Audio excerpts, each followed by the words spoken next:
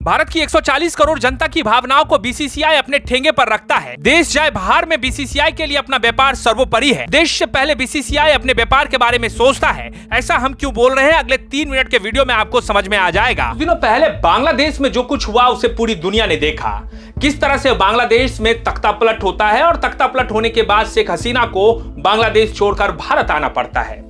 शेख हसीना के बांग्लादेश छोड़कर भारत आने के बाद बांग्लादेश में जो कुछ हुआ उससे सबसे ज्यादा अगर पीड़ा किसी को पहुंची तो वो भारत है। बांग्लादेश में भारत के खिलाफ मुहिम चलाया गया। बांग्लादेश में रह रहे हिंदुओं को निशाना बनाया गया। भारत के महापुरुषों के बारे में क्या कुछ नहीं कहा गया। बांग्लादेश में मंदिरों को तोड़ा गया। हिंदू देवी देवताओं की मूर्तियों के साथ अभद्र व्यवहार किया गया। भारत आउट के नारे लगाए गए। इतना सब कुछ हुआ बांग्लादेश में भारत के खिलाफ, लेकिन बीसीसीआई का आई लव यू बांग्लादेश अभी भी कायम है। सोचिए, इस देश में क्रिकेट को धर्म का दर्जा मिला हुआ है।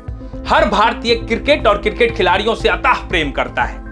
लेकिन इस भारत को जो पिछले दिनों दर्द मिला है, उस दर्द के बाद एक ऐसे देश के खिलाड़ी को आईपीएल में शामिल कराना जिस देश ने भारत के खिलाफ खुलकर मुहिम चला रखा था।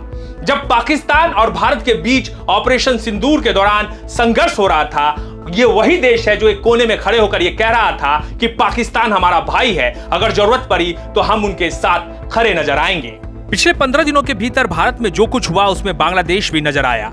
पाकिस्तान के खिलाफ ऑपरेशन सिंदूर के दौरान जब भारतीय सेना उसकी औकात बता रही थी तो किनारे में खड़ा बांग्लादेश भी पाकिस्तान के पक्ष में बात करता हुआ नजर आया। यहाँ तक कि बांग्लादेश के नागरिकों ने खुले तौर पर कहा कि पाकिस्तान उसका भाई है, अगर जरूरत पड़ी तो वो पाकिस्तान के साथ खड़े नजर आएंगी।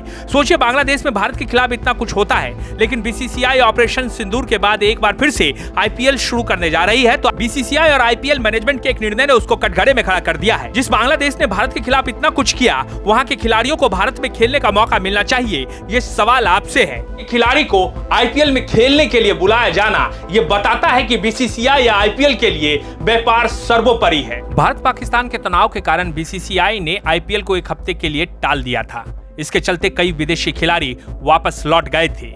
अब इनमें से कुछ खिलाड़ी टूर्नामेंट के लिए लौट नहीं रहे। दिल्ली कैपिटल्स के विदेशी बल्लेबाज जैक फ्रेजर ऐसे ही एक खिलाड़ी हैं। साथ ही ऑस्ट्रेलियाई पेसर मिचेल स्ट्रॉक के लौटने की भी संभावना कम लग रही है। इसके चलते फ्रेंचाइजी ने बांग्लादेशी पेसर मुस्तफिजुर रहमान को 6 करोड़ में साइन। दिल्ली ने अभी तक प्लेऑफ में अपनी जगह पक्की नहीं की है और उसे लीग के स्टेज में 3 मैच खेलने हैं। इसमें से एक मैच 18 मई को है, जिसके लिए मुस्तफिजुर वैसे ही उपलब्ध नहीं होंगे।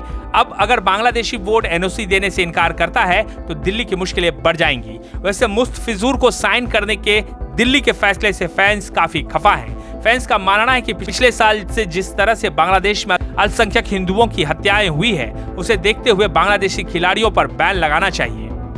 बांग्लादेशी खिलाड़ी को आईपीएल में खेलने का ऑफर देकर बीसीसीआई या आईपीएल मैनेजमेंट ने ये जता दिया कि भारतीयों की भावनाओं का वो कितना ख्याल रखते हैं। उनका ये कदम ये बताता है कि भारतीयों के लिए वो कितना कुछ सोचते हैं। आईपीएल में अगर बांग्लादेश का खिलाड़ी ना खेले तो इससे कोई ज्यादा फर्क नहीं पड़ेगा। जाहिर है, भारत ही नहीं, भारत के अलावा कई देश हैं जहां क्रिकेट खेली जाती है और दूसरे देशों के खिलाड़ी आईपीएल में खेल भी रहे हैं। बांग्लादेशी खिलाड़ी को ऑफर देना कितना सही है, वो भी तब जब पिछले 6 महीने 8 महीने से बांग्लादेश में किस तरह से भारत और भारतीयों के खिलाफ मुहिम चलाया जा रहा है, ये किसी से छुपा नहीं है। ये वीडियो अगर पसंद आए शेयर जरूर कीजिएगा। आप देख रहे थे समाचार वाला, मैं हूं राज सिंह। नमस्कार।